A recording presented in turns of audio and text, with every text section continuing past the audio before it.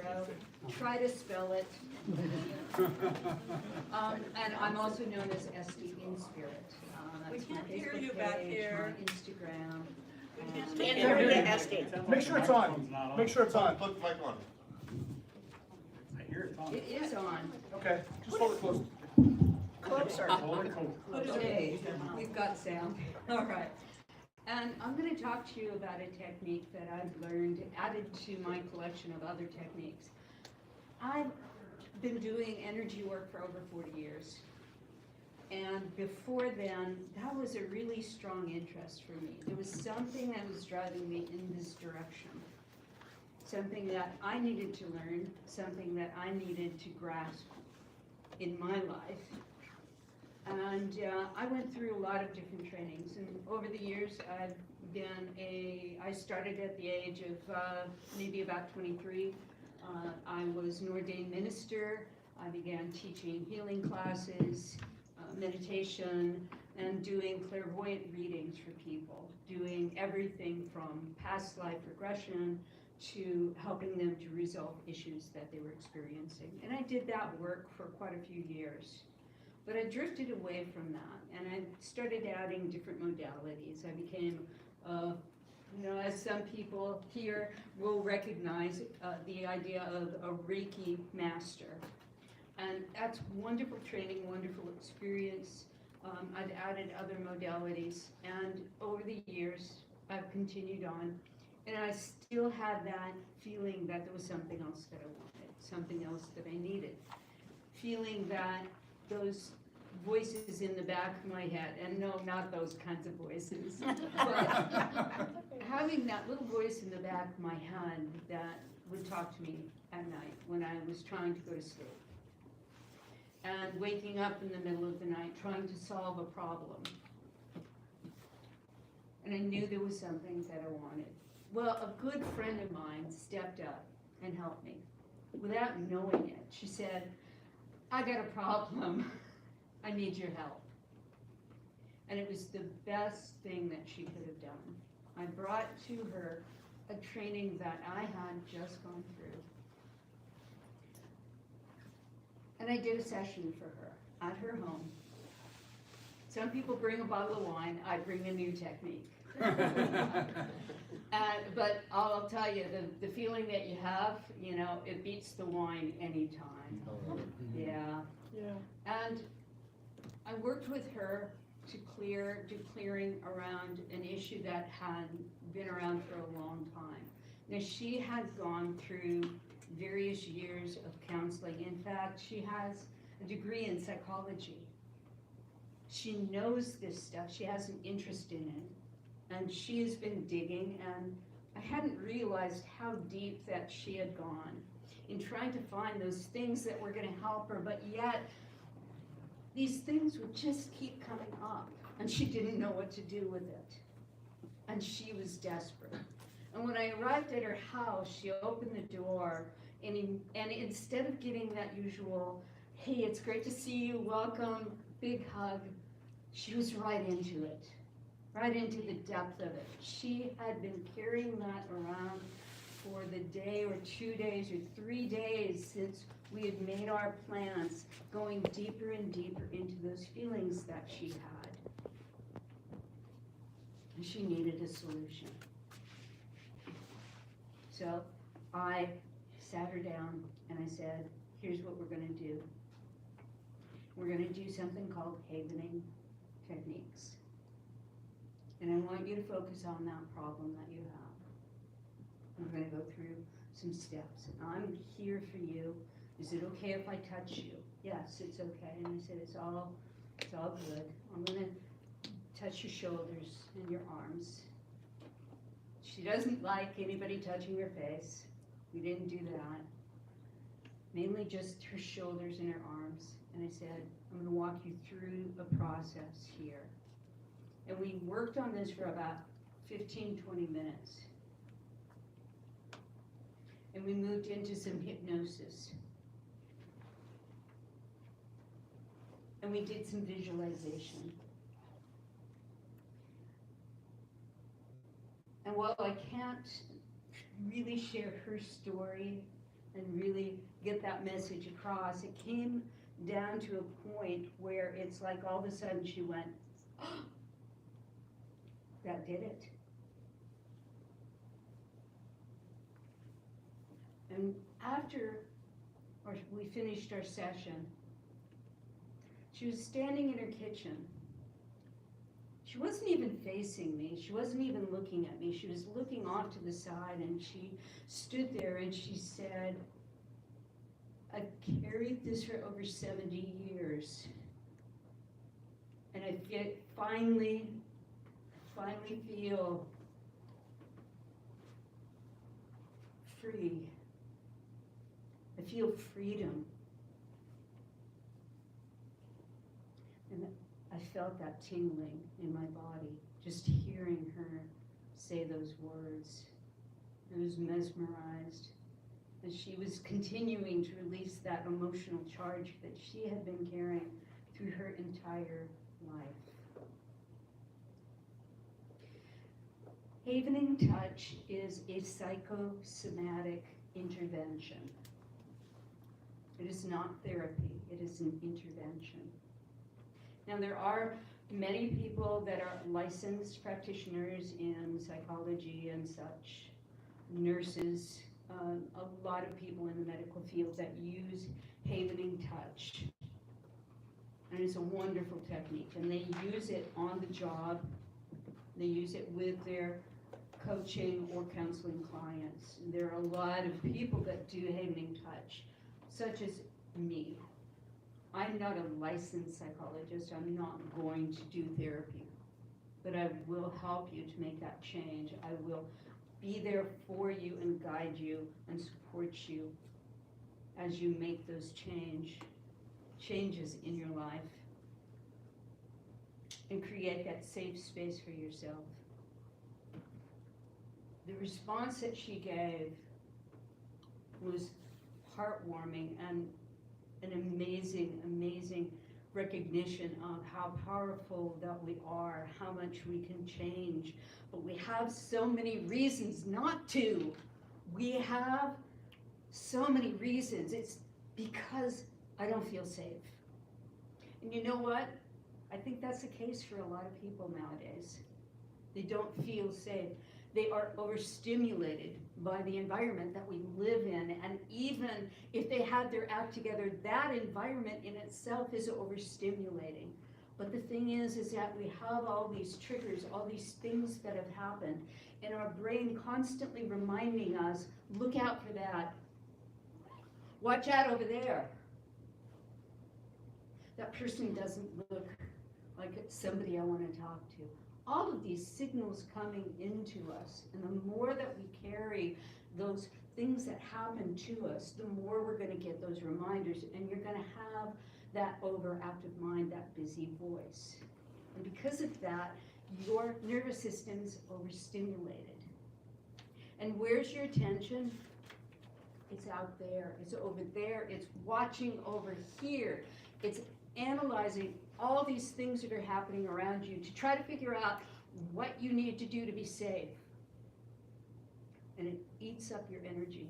Anybody ever feel tired even though you haven't done a lot of really physical things? Yeah, a lot of hands raising there. Anybody ever have a problem with trying to make up your mind and make decisions? Mm-hmm. Anybody ever feel unsure about the next step to take? Yeah. All of these are because of that overstimulated nervous system. So I'm going to teach you, you know what? Tell you what, I could stand here and tell you all about havening touch and how wonderful it is. But what would you want? You want to hear the story about it, or do you want to learn how to do it? Learn. Yay! Let's do this. Now, I need to have both hands. So I'm going to put the microphone down here. Hopefully very gentle. All right. How was that? Not Perfect. too bad. I'm close enough to the mic now. Hopefully it's picking this up. I'm going to show you havening touch. And I want you to think, and let's just focus on today. Here we've heard a lot of stories. I've heard a lot about different techniques and issues that people have, and therapies and situations that they faced. And we're all here sitting and listening to these things, and you may have stories within yourself that relate. For example, listening to a talk on addiction and another story on addiction and traumas and such. It brought up memories for me. I sat there doing havening touch. Go ahead and do this right now. Now, here's the secret. Slow, gentle. Like you're stroking the face of a child. Or your cat, or your dog. That's a good boy.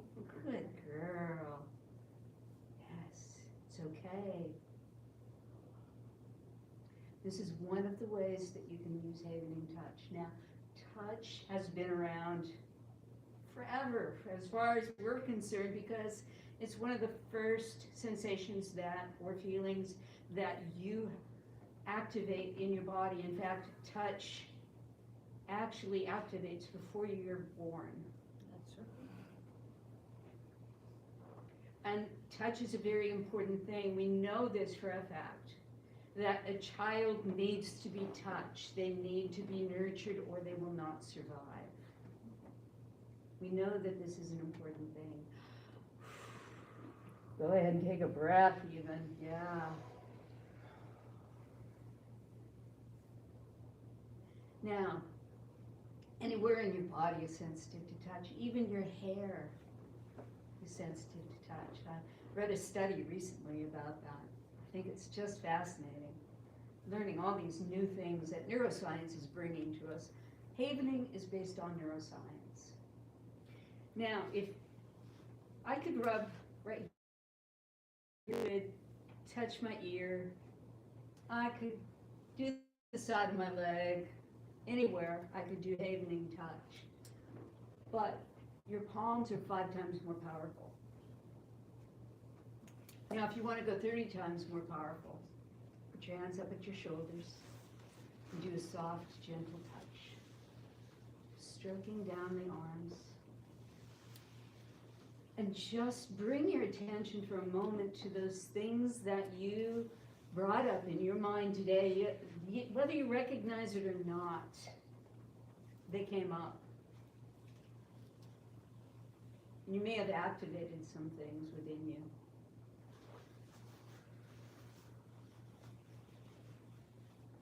Just do that gentle stroking touch. You can close your eyes even if you want to, just to be even more focused on that touch. And just spend a moment noticing how it feels. Warm, comforting.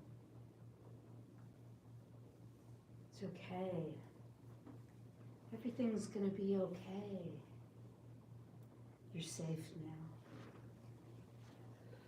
Sometimes when I'm going to sleep, I just say those words to myself, whispering in my ear. It's okay, I'm here for you. Everything's going to be okay. And notice how you feel.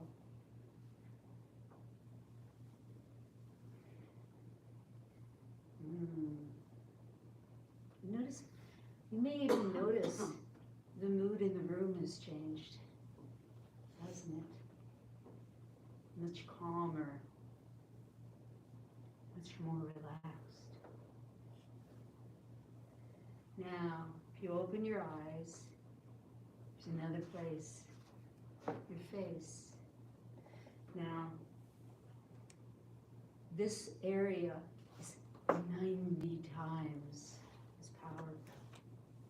This is where people stroke that baby across their cheeks, their forehead. When I learned havening touch, they called it washing your face. You can choose any of these techniques, whatever you're comfortable with. You can move around. You may do havening touch on your own, and I'll tell you something, you got everything you need right now to do Havening Touch. You can even just, I love to just focus on how it feels, but then you can do other things too. You can imagine being at your favorite place, whether, no matter where that is. It may be in the kitchen if you love to cook. It may be on a beach. It may be in the forest without quiet. It may be a place where you feel safe and comfortable. And just imagine being at that place. And there's a little machine there that puts out bubbles, a little bubble maker. And I want you to just count those bubbles. 1, 2, 3. Keep doing the touch. 4, 5, 6, 7, 8, 9, 10. Poof! That bubble just burst. Oh, that was fun. That's called a distraction. Now we know what it's like to have a busy mind. And we know that our brain does everything it needs to do to keep you safe under any circumstance. And your brain will speak up and it will say, oh, don't do that. That's silly. You don't want to go there. Your brain will try to protect you, from your growth, from your healing, because it doesn't want you to be hurt. It doesn't want you to have to go through that same thing again. Your brain is a friend that's there 24/7. So let's take a moment and just say thank you. Thank you, thank you, thank you so much for taking care of me. Thank you for keeping me safe. Thank you for being my friend. I don't know, there was a TV show with a theme song like that, wasn't there? Thank you for being my friend. Mm-hmm. You can even tell yourself a joke and laugh and bring some fun into it, because all of those things send a message to your body that you're safe. And that's the goal. That's the thing that we want. That's the important thing. That's the element that we're missing. And you're taking a moment by bringing focus to that thing that you want to change, whether it's something that just happened, maybe it's something that's happening now. Maybe you are in a situation and you need to calm yourself. Maybe it's something that happened 70 years ago or more. But you bring attention to it and you do the Havening Touch. That calm, gentle stroking. And that changes your brain frequencies. That stroking actually communicates delta waves. Delta waves is that frequency of brain frequency that children are at from the ages 0 to 2. They're pure delta waves. You're talking their language, yeah, with that stroking and touching. Beautiful design, isn't it? And you can give that to you. And when you do that gentle stroking, that gentle touch, and you distract your busy mind, counting, humming, what's your favorite song?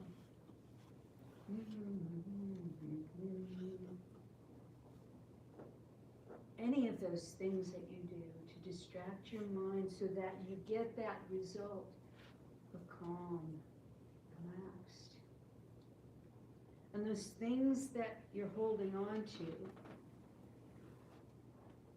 change.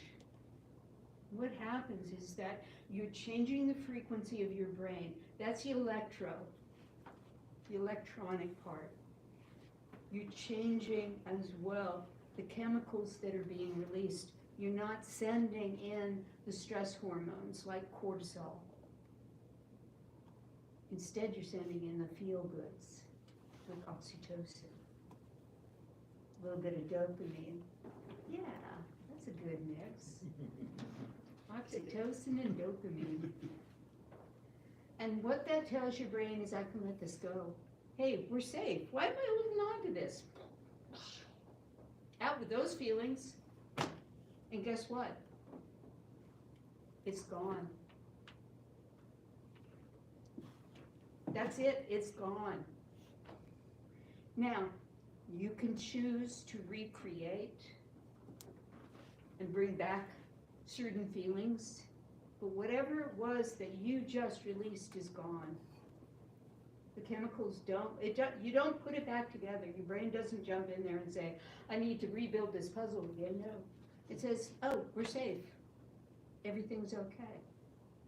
And I've seen people change so dramatically. I've met a person in healthcare while I was walking my dog. 2 more minutes? Okay.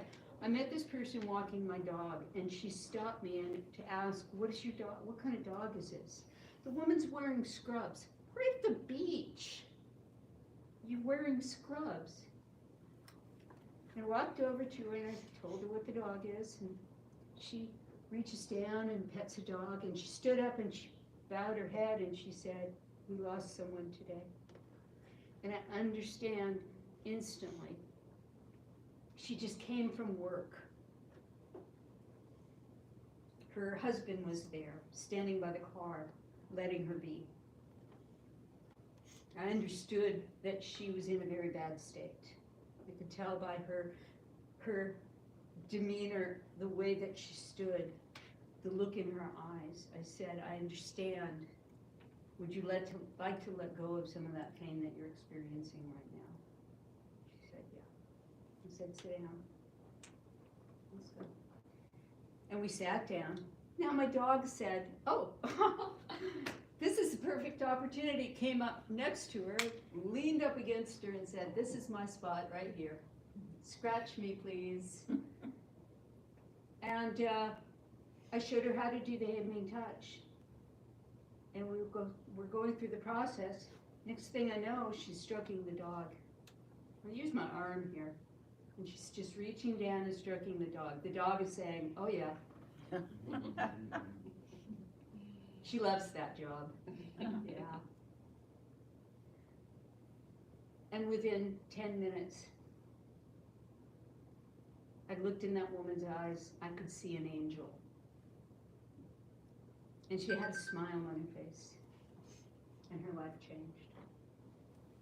Now imagine that. Being somebody in healthcare and dealing with that kind of situation, day in and day out. And the idea, it's bad enough when somebody comes in with a trauma, but to lose someone.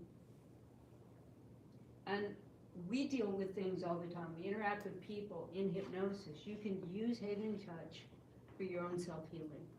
After you're done with the session, do you want to carry that on to your next patient? No. Spend a few minutes and take care of yourself. Whether you feel like a need for it or not, just give yourself some loving. Pretty easy. I think my time is up here.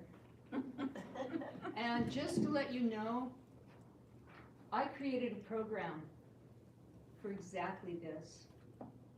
For courses, there are these introductory sessions that I do. I have a program that I created. It's a $27 program. On this piece of paper, I have a code that gets you a $27 discount. So what does it cost you? Zero. Nothing. It costs you a lot. It costs you time Good. and your energy and what you want to get out of it. But of course, we know the benefit from that. And the benefit far outweighs the cost, does it not? All right. Thank you so much. If you want one of these, they're on the table here. I only have a few copies, so if you want to leave me your card and I can email one of these to you, you're welcome to take one. If you know somebody that's in need, pass on a copy. This is my gift to everyone, is I want them to know how to use hypnotic touch. I also do sessions when you're dealing with something that is deep, when you're dealing with something complex, something that you struggle with. You can reach out to someone such as me, I am a certified hypnotic practitioner, and I'm here to support you and help you. Thank you so much for letting me share.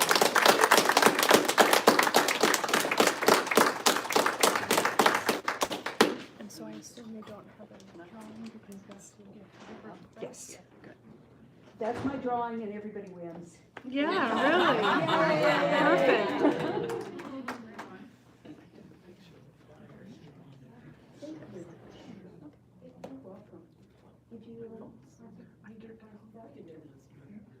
Recording stopped.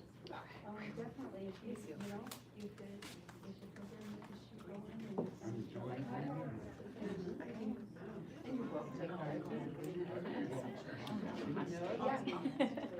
It's right with the QR code. Anyone is in it? Yes. Yeah, they're still copies, so as long as they last. Yeah. I'm ready. Here's my giveaway. I'm ready. Where did you get that? Where you stand? Yeah, so I'll do the majority of the session. Back for one too? Yeah. Okay. You know, it's only possible. We'll put these up. Yeah.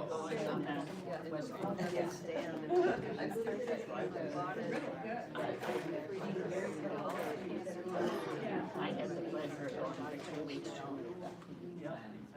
I'll be sure that we get up there. So we went to the finale. I was at Lenox before where they had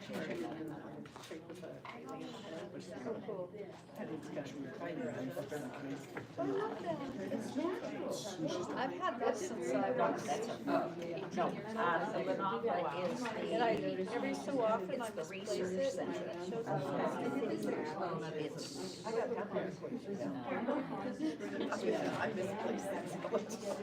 Right here, it's not. anyway, we were in Mumbai. What did I done last night? And, I made Oh, Jody is. Jody is. and I'm there. That was wonderful. She's fabulous. And I thought, well, but I'm good at it. So I sat, I'm not gonna sit there and yeah, so the concert. So I sat there and I just had my hand on my lap, and I'm just going like this. No, I haven't. Well, they don't have hot water anymore. Yes. Yes. And I came out of the concert feeling A lot of them do driving and driving. All right, everyone, I believe we are ready for our closing keynote speaker. I'm so honored today to Let me. have, go ahead, to have the opportunity to introduce one of my personal hypnotherapy instructors, as well as many of us Recording here in this progress. room. So Mary Lee LeBay is a certified clinical hypnotherapist, past life regressionist, and spiritual coach with over 30 years of experience. She has helped thousands of soulful seekers discover their purpose and transform their lives. Mary Lee teaches her signature hypnotherapy and past life regression methodologies to holistic practitioners to help them facilitate similar breakthroughs for their clients. So please welcome Mary Lee LeBay.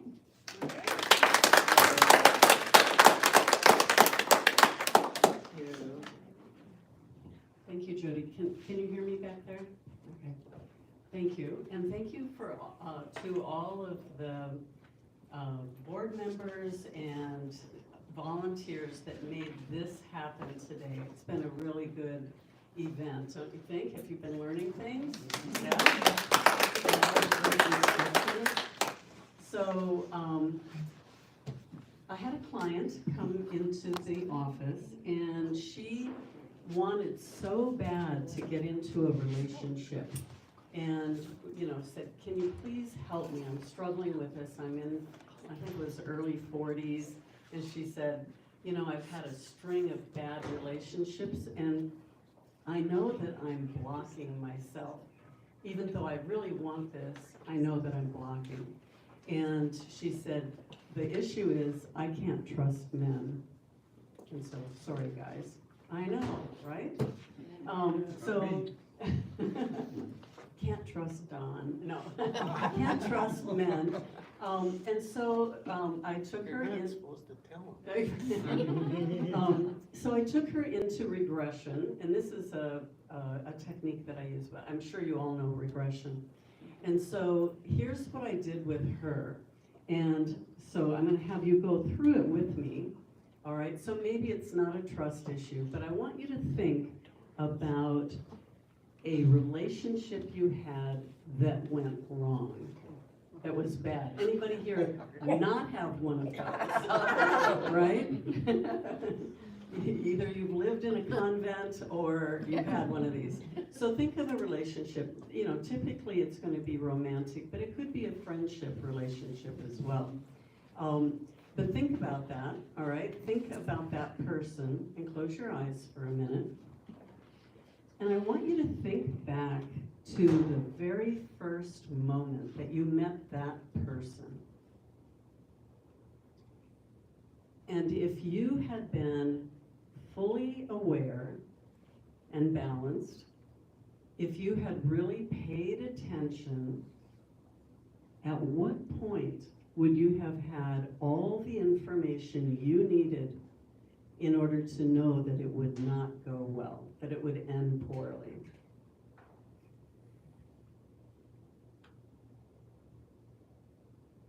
Okay, you can open your eyes. What did people come up with? 3 weeks.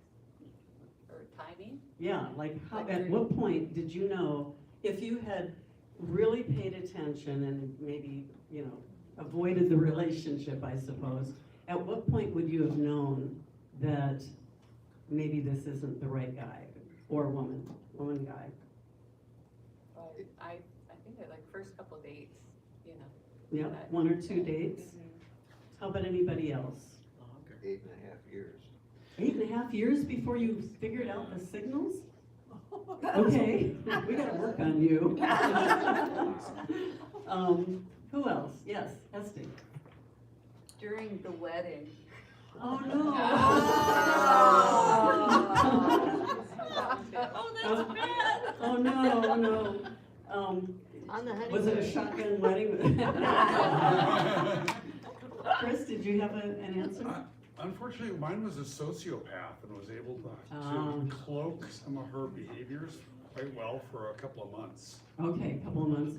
So typically, when I've done this with a client, they say within the first date or the first phone call, the first introduction, that if they had really not made excuses, right, and not blinded themselves, and typically what'll happen is they'll think, well, I'm so old, nobody else will love me, I'm not worthy of a better relationship, or this is one that women use a lot, I don't know about men, but he'll change because I'm special. Anybody did that one? He'll change, yeah, I'm special, and, yeah, so what had happened, you know, in this case with the client, I usually go back to 2 or 3, because, you know, if she's got trust issues, am I getting a lot of feedback? Oh, it sounds okay? Yeah. I can just hear it here. You know, because she has the trust issues, obviously there's been some ongoing, in fact, she had said, you know, there've been three or more relationships and they had all end poorly. And so that is what informed her and created her belief system, right? So her hurt feelings created her axiomatic belief that men can't be trusted. So axiomatic beliefs are those foundational core beliefs, and we all have them, all right? And from that axiom, we will build our philosophy, our values. It informs us when we're making decisions. It'll, you know, be the basis of our philosophy. And unfortunately, most people build those on emotions like she did, right? So she had a negative emotional experience, and then formed her value or her perspective of life, or in this case, of men. And with a healthy, in a healthy psychology and in a healthy perspective, we want to create those values, that philosophy, our core understanding of who we are and our ethics, and then of course our politics that follow from our ethics, based on reason and objective reality, aligning ourselves with reality.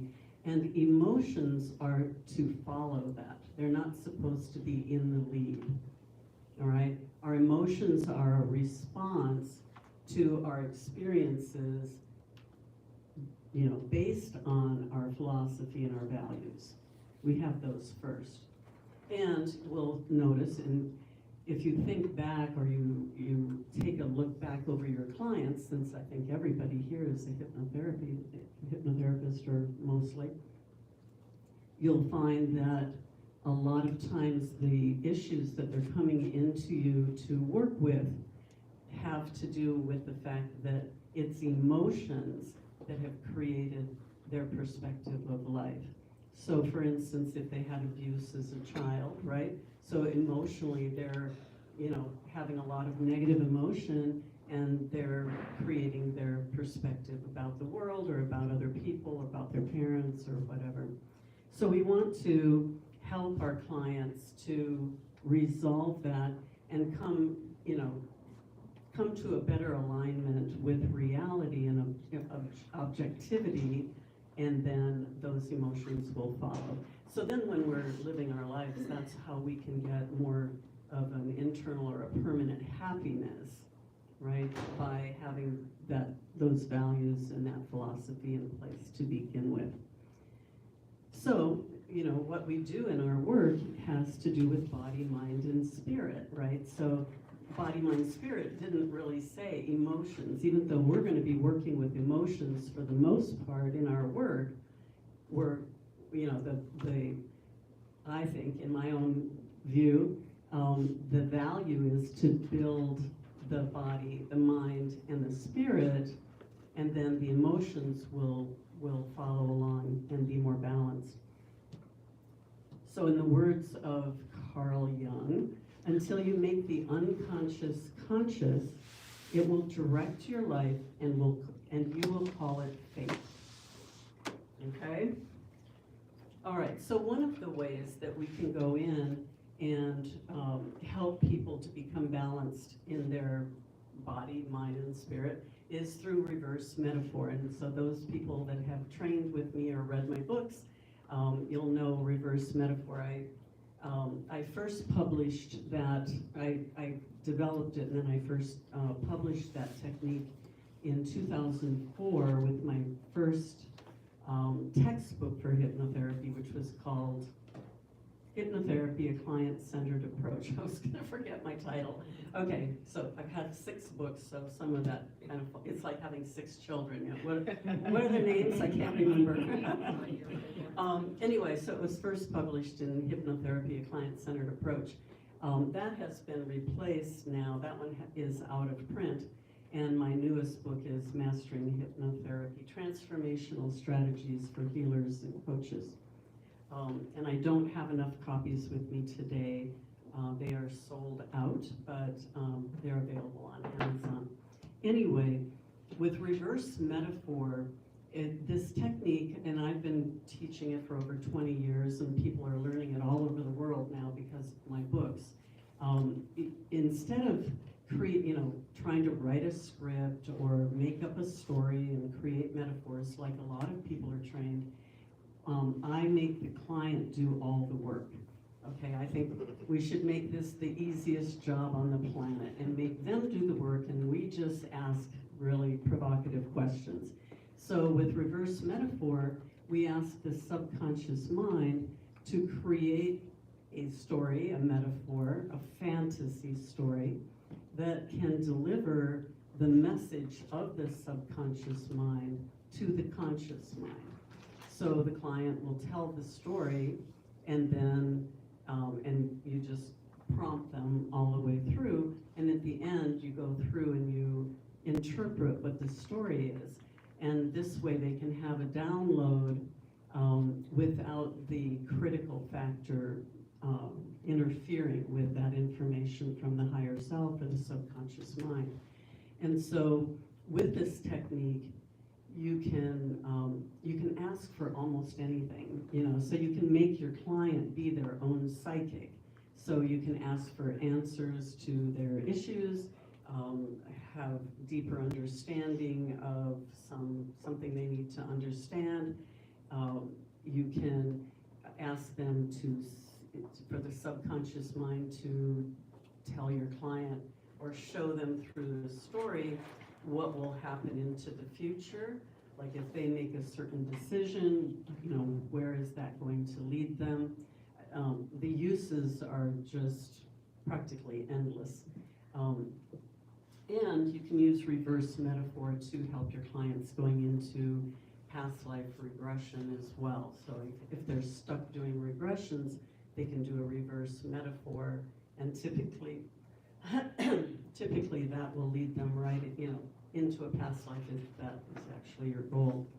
So the other, wonderful use of hypnotherapy is past life regression, and as many of you know, that's kind of my strong suit.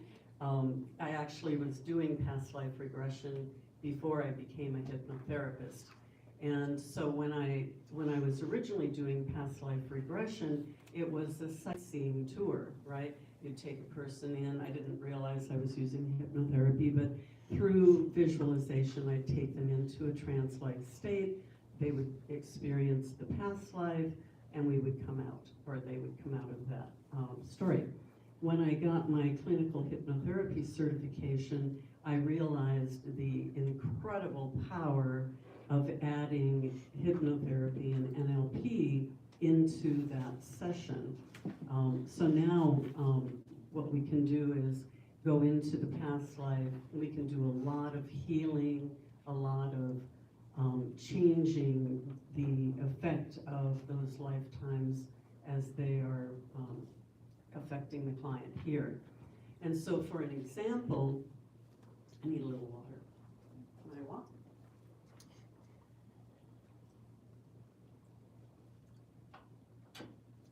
As an example, I had a client, and this was years ago, and she was a recovering alcoholic, and so she was a young girl. She was about 18. She had been through a program, and she was clean, but she was living in, I guess you'd call it a halfway house or some kind of home with other women who were already, had also gone through the program, and so they were supporting each other.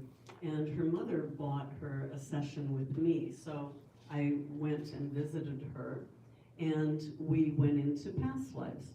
And so what she found was, we were looking for lifetimes that would help her to understand her addiction, her addiction to alcohol. And so what we found was there was a lifetime where she was a man, an adult man, married, and at some point in that lifetime, the wife died. And he was completely distraught, didn't know what to do with himself, and ended up drinking himself to death at the end of that lifetime. We went into a couple of other lifetimes where there were addiction issues, and again, we saw the same pattern, that when there was a strong trauma in the lifetime, she or he, whoever it was in that past life, would turn to drugs or alcohol. Typically it was alcohol and the ones that we explored. And so,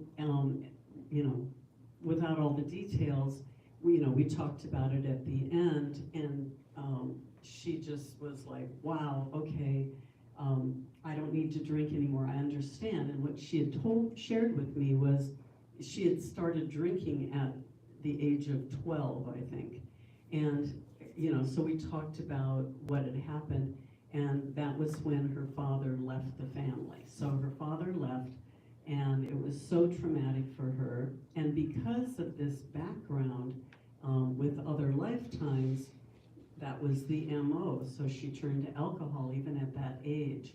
And so when I saw her, you know, she had been an alcoholic for years. So usually I have two hands, but if you can imagine, this is the mirror image of this side, right?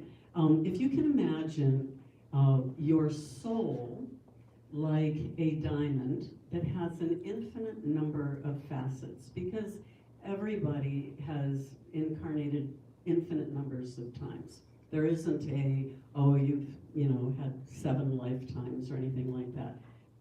You know, the universe, just our own plane, our universe on this plane has been around, you know, for 13 billion years or something.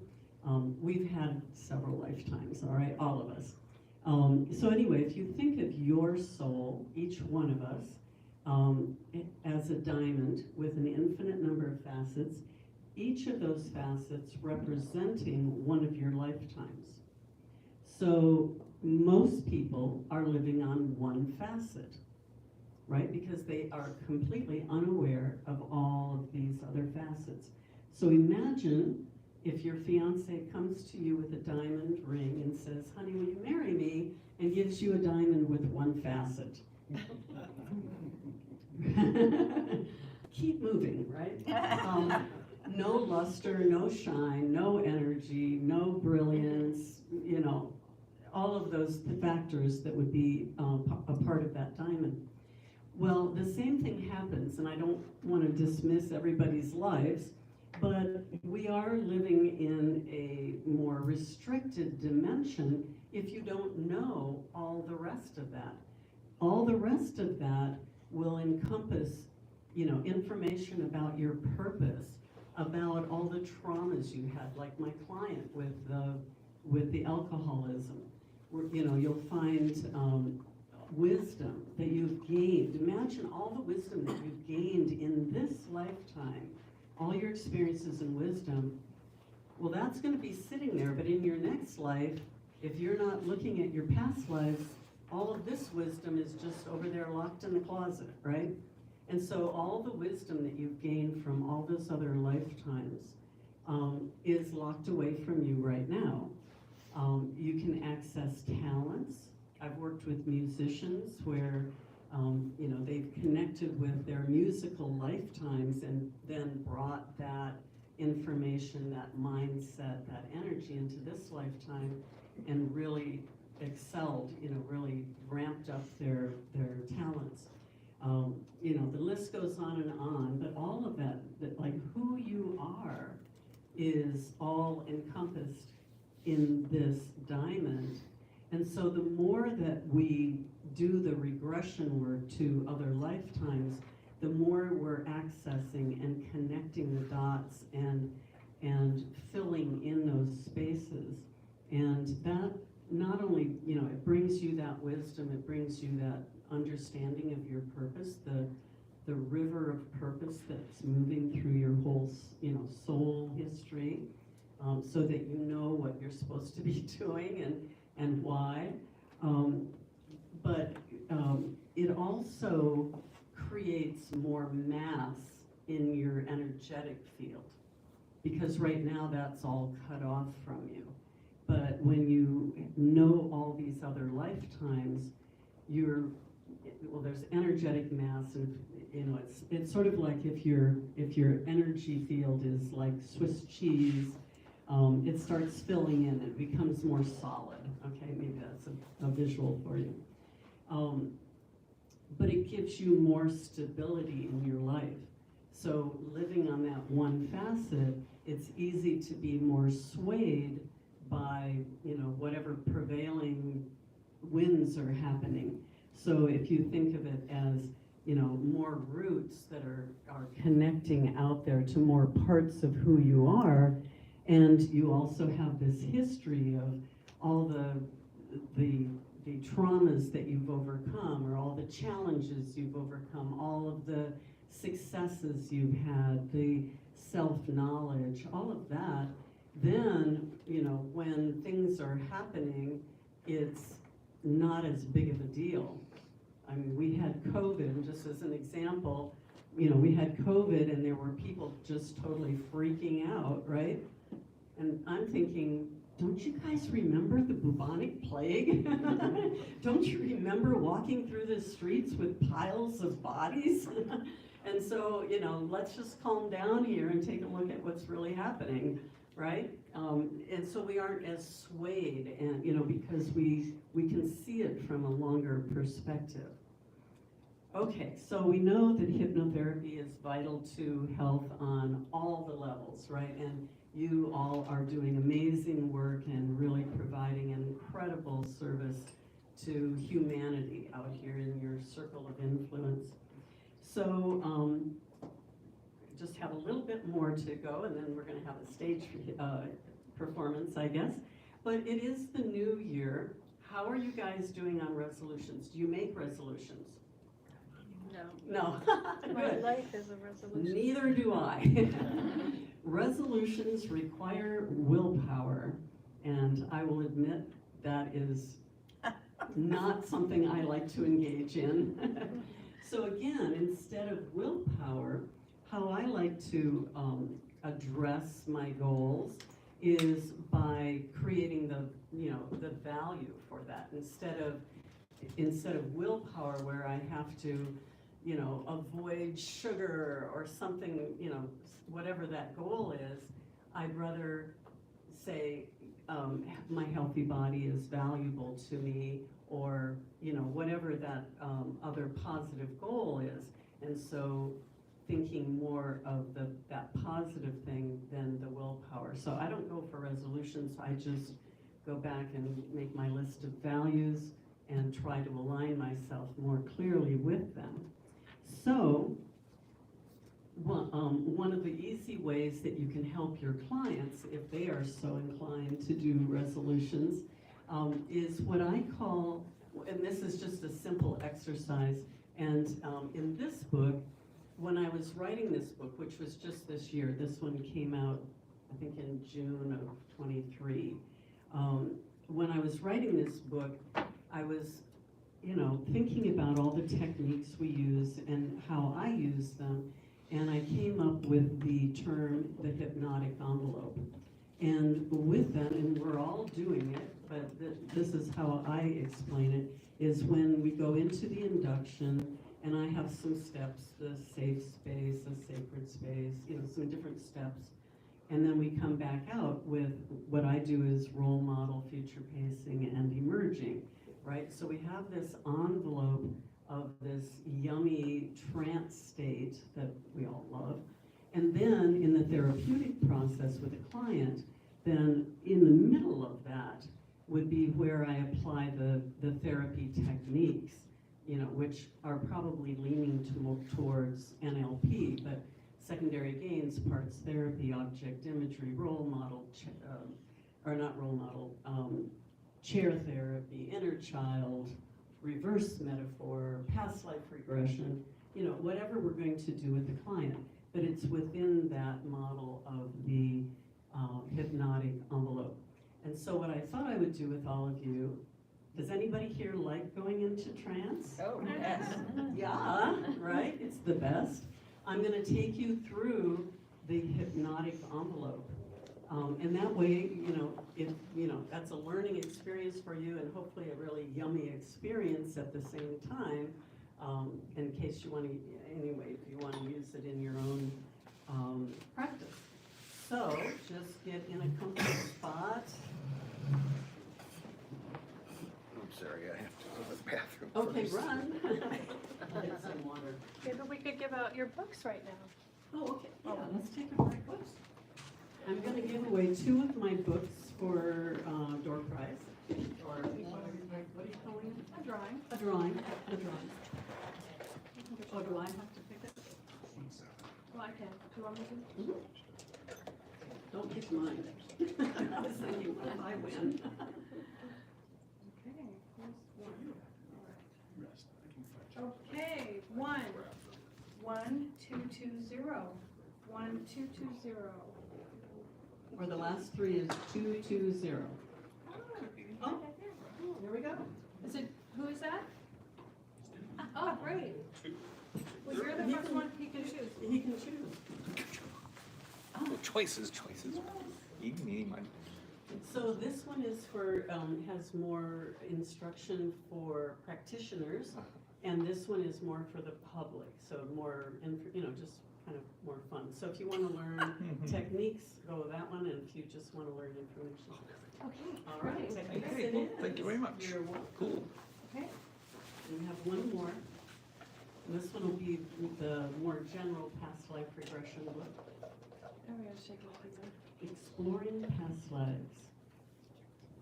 Okay, this one ends in 1257. 1257. Okay, wow, great. Thank you. Okay, well, you can go ahead and continue your talk. Yeah, okay, well, we're gonna go into trance. Don will just make his way back, so let's do a little trance work, huh? Okay, so closing your eyes, take a nice deep breath.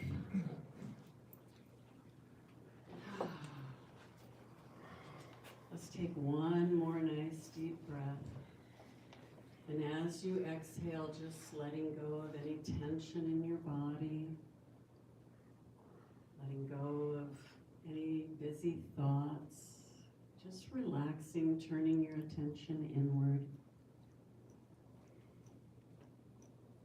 And imagine a ball of light at your feet, glistening and shining and radiating. And that ball of light begins to move up along your body, gathering up the perceptions and the sensations, leaving behind a completely relaxed body. As it moves up across your legs and your lap, that ball of light moving up across your body now, your torso, balancing your energies, moving up across your throat, and right up into the third eye in the center of your forehead, that ball of light energizing and radiating, expanding the third eye. And that ball of light shifts backward just a little ways to the center of your head, in the area of the pineal gland that allows us to have that psychic, intuitive knowing. And the pineal gland is energized by this light, and the light radiating out from you, radiating out into your environment. See it shining.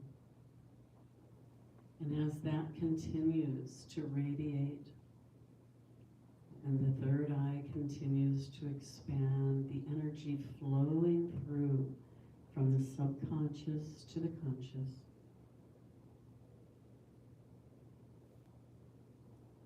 I invite you now to imagine being in your favorite safe space, that place of relaxation, protection, and connection.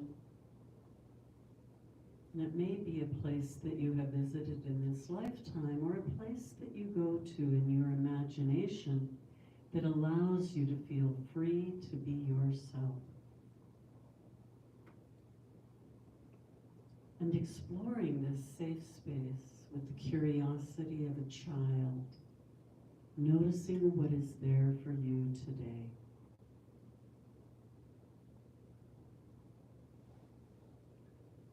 And as you explore, you realize that there is an object, a gift that has been left there for you from your higher self or your spirit guides. An object that will bring you special energy and characteristics that will be so valuable for you at this time in your life. And noticing what this object is, taking it into your hands. Noticing the weight of it, the shape, the texture. And notice the energy and how it affects you.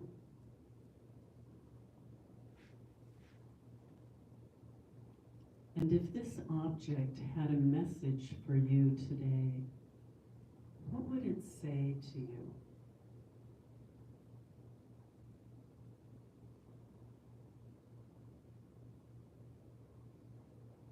And if this were like a Harry Potter magical tool that you could use in your life moving forward, how would you implement this? When would you bring this out and use it?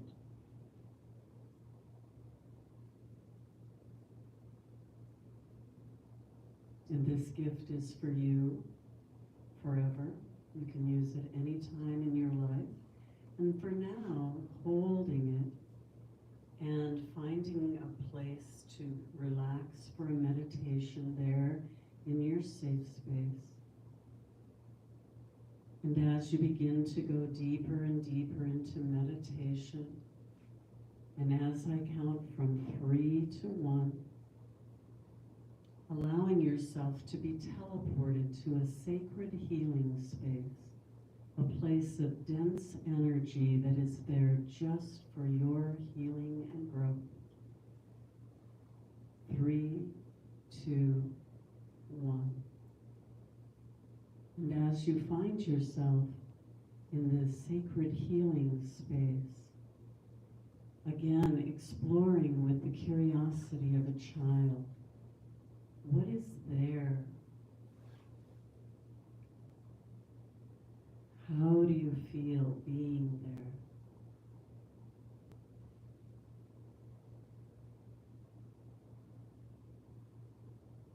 And I want you to imagine laying your hands on something there just to ground you into this location.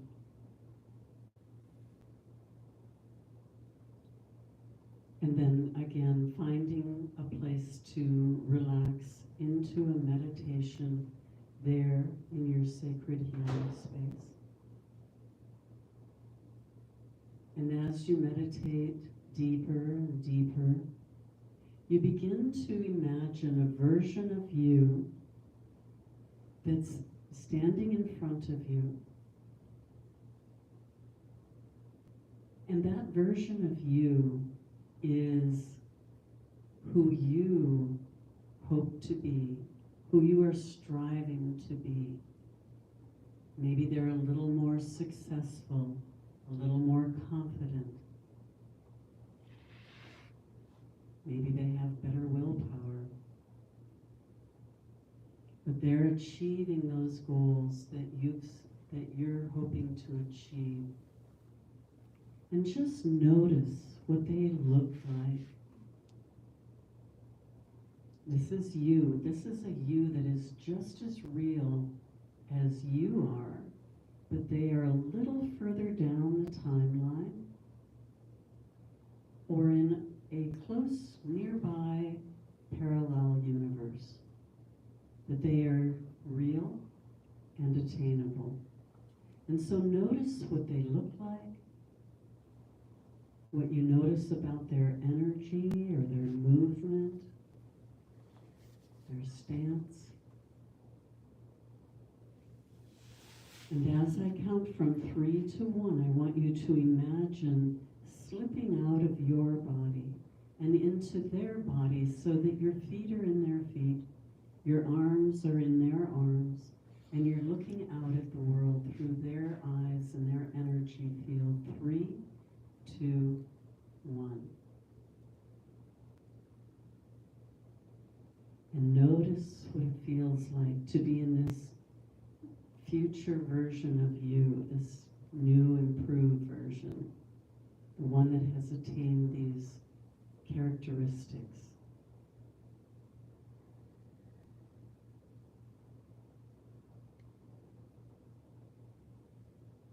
Notice what it's like to move around in that body, the energy, the thought patterns.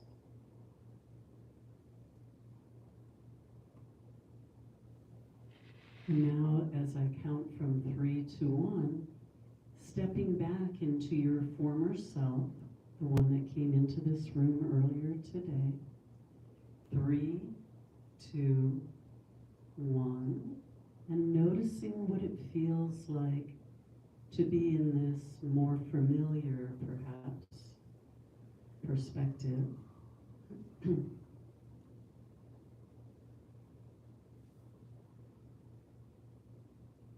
Some people notice that it's either lighter or darker, or more expansive, more confined. Maybe the thought patterns are different.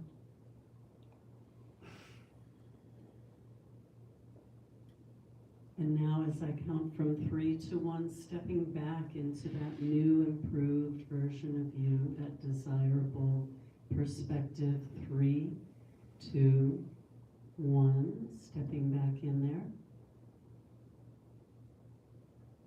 And again, noticing if it's lighter or darker, lighter or heavier, more expansive, more restricted, and any other attributes.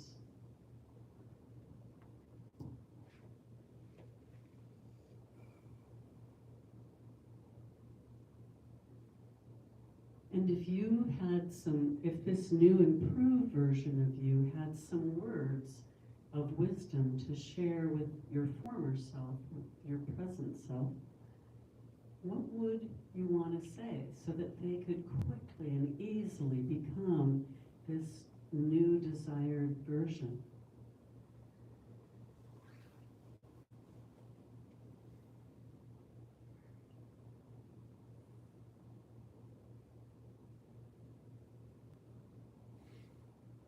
And I'm going to leave you in this new version today so that you can practice it.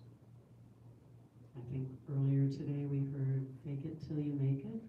So you can stay in this new version of you with these attitudes, this energy, this outlook. And if you were to remain in this new improved version each and every moment of the future, how do you think tomorrow, the rest of this weekend, will be different than it would have been?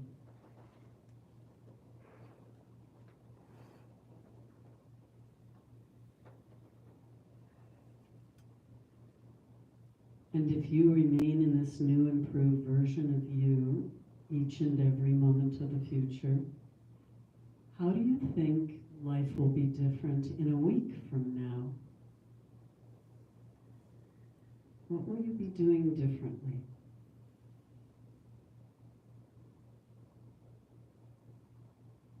And if you remain in this new improved version of you each and every moment of the future, what do you think life will be like in a month from now?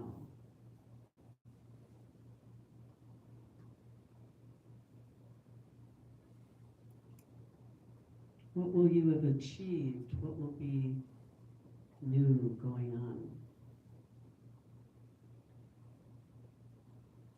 So remembering all that you've experienced in this session and allowing the subconscious mind to continue to bring you insight, wisdom, and understanding in the days and weeks to come, as I count from 1 to 5, returning here to the present moment, refreshed, alert, and aware. 1, 2, 3, coming up. 4, aware of this time and space.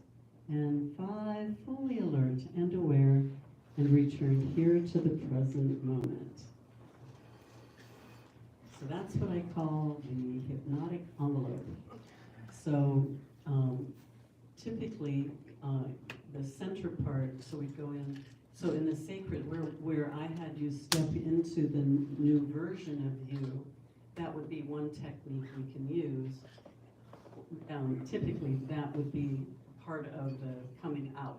So between the within the sacred healing space and before the role model would be where we would interject all of the healing techniques, all the other techniques to accomplish the goal of the client. So how was that for you guys? Any feedback? Any, how did it go, Jim? It was great. Yeah? Yeah, felt really good. Did you get an empowerment symbol? That's an empowerment symbol. The gift in the safe space, did you get a gift? I think I went a little too deep. You were pretty deep for a while, I saw that. I don't remember much. Yeah, that's okay, well, good. Anybody get an empowerment symbol, Chris? Well, I did, and I still don't know what it means. I mean, it's kind of a strange little thing that it's like, I've never seen anything quite like it, and I don't know what to do with it. And it seemed to have, it's like, keep going the direction you're going, keep setting intentions and progressing towards them. Okay. But it was an odd little thing. Yeah, so could you sense any energy about it? Because sometimes it's the energy more than the message. So, and as a hypnotherapist, and this may or may not answer your question, but as a hypnotherapist, oftentimes during that first part, as we're going through the safe space, the sacred healing space, the empowerment symbol, all of that, because it's done in dialogue, the client is giving me feedback about every little detail, right? And I'm finding out so much that I can incorporate into the rest of the session.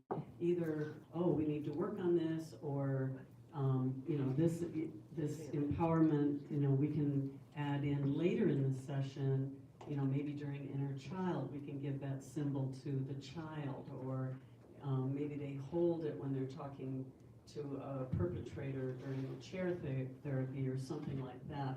So that can be used later. So I don't know, I can't actually answer that for you, but for instance, a client had come to me and she wanted to work on weight loss, right? So, my head is geared around weight loss, secondary gain sparse therapy, object, and the normal stuff. But when she got her gift, it was a rose quartz heart. And I said, what does that mean to you? What does it signify? And she said, it's self-love. I'm supposed to love myself. So I had to change gears because obviously her higher self is saying, that's the step we need to take. If she was loving herself, she would be treating herself differently, and maybe we still need to do all the weight loss things later on, but for right now, we need to start. So a lot of times this beginning part of the session is telling me where I need to start, what's going to be the higher priority on the agenda of the process, based on what the gift is even, right? Or how they're describing their safe space, or the sacred healing space. And the reason I go to two places, not only are you going deeper and deeper, you're going into trance, then you're going into a meditation, then you're going into another meditation. So there's layers, embedded layers of trance, but we don't want to do the work in the safe space, because the safe space is safe, right? We don't want to, bring the perpetrator in to have a conversation, in this place, because we don't want to damage the energy that's there. So I take them to the sacred healing space, and that's where we're going to do the healing work, where we're going to get into the dirt, into the loamy part of the session. Okay, but I don't know, maybe meditate on it, or go back and think about how did it change you energetically? If it made you, sometimes they make you more confident or braver or whatever, more sensitive, I don't know. Yeah, a lot of those things. Yeah. I mean, it was multi-purpose. Oh, okay, well then that could happen too, right. Okay, so yeah, maybe it's less about the message and more about you know, the feeling and the characteristics that it brought to you. Awesome. Anybody else get, yeah, what did you get? It was a, I'm embarrassing me. It was a iron ring, Iron ring, for those back there that can't hear you. and it, I was in a cave, was my safe spot. Okay. But it was the ring that held a chariot to the horses, Wow. and the horses were really pulling on it, but the chariot, you know, it had, the ring held the two together. Huh. And then when it said something on it, and it said, "Don't own anything here, make music." Wow. Could you hear her back there? Go ahead and repeat. It was a ring that held the horses to the chariot, and it was inscribed with "Don't own Don't anything, own anything here. make music," Don't, yeah. or something Yeah. like that, right? Yeah. Wow. So I'll have to think about that. But imagine, so for me as a therapist, then, if you had described that to me, I would want to really go deeply into, okay, what do the horses represent? What is the chariot? How are they acting with each other? How is that interplay?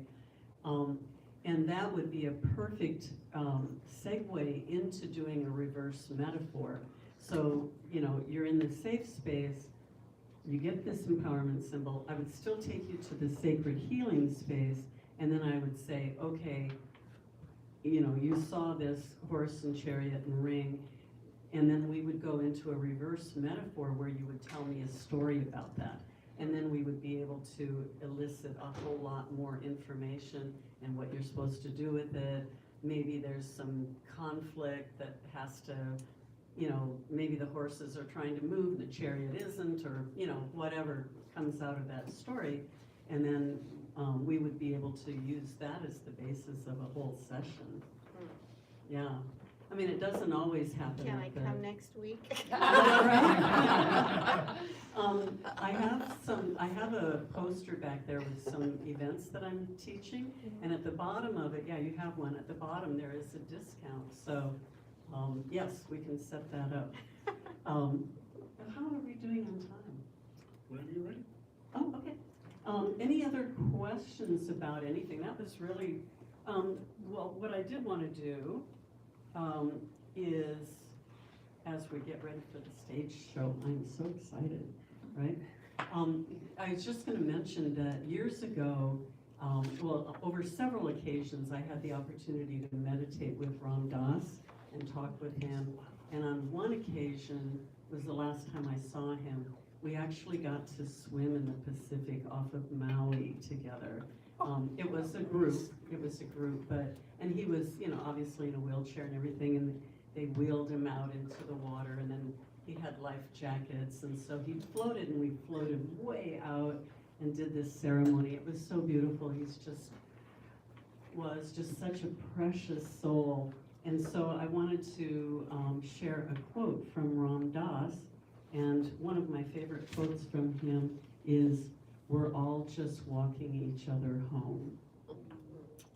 So that's what we're doing here. We're for each other as colleagues, and for our clients, we're helping to walk them home. So, thank you.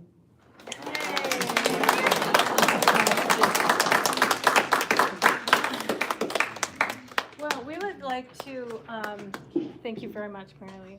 Really Yes, appreciate it. you're I'm welcome. gonna turn this off once and for all. We would like to invite Barbara Decker up front, please. Barbara? Don't tip over the table. Recording stopped. What did I do now? Yeah, you're gonna call the principal's office. Go ahead. You've got the thing. It's under your box. Well, I bet you didn't know that this cake, we bought this cake in your honor, and this says, "Thank you, Barbara Decker, we love you." Oh, yay!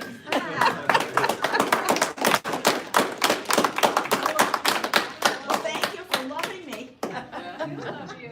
Barbara, how long have you been on the board? Um, Over a decade. yeah, about 11 years. 11 years. 11 years of service. So Barbara, well, face the audience, face it, let me see it, see your beautiful face. So Barbara has been on the board, she's been the treasurer for a decade, and she finally said, enough. Somebody please take this over. Faith Marshall is taking that over, and Barbara's gonna stay on though to help us out as the member at large, right? Right. Board member at large, but less responsibilities, just has to vote every now and again. Right. And so we wanted to honor you because not only have you been on the board for over a decade, you've been in hypnosis for decades. Yep. Yeah. It's 2000. Yep. So for the advancement, this is a Lifetime Achievement Award for the advancement of prenatal bonding, hypnotherapy, and service on the NGHWA board. Barbara Decker, thank you. Yay! This was your total surprise. I know, we've been keeping that a secret the whole day. Yes, the whole day. I Wow. know, let me just take a picture real quick. Of you. Here, yeah. It's gotta have someone in it. Okay, That's great. awesome. Great. We'll do a better picture later. Thank you. Thank you. Yes, you're welcome. You're We love welcome. you.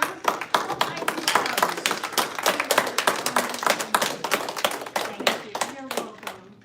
So we will take about a 10, 15-minute intermission so everybody can have some cake, use the bathroom, and then we're going to do a comedy hypnosis show. We have 3 performers that are going to be performing tonight. So for you that have not seen one before, who has not seen a hypnosis show before? Like A live? couple of you. Live, yeah. I've never seen it. Right. It's incredibly fascinating. You're going to see stuff that's going to blow your mind. Please stick around for that. And cake is being served.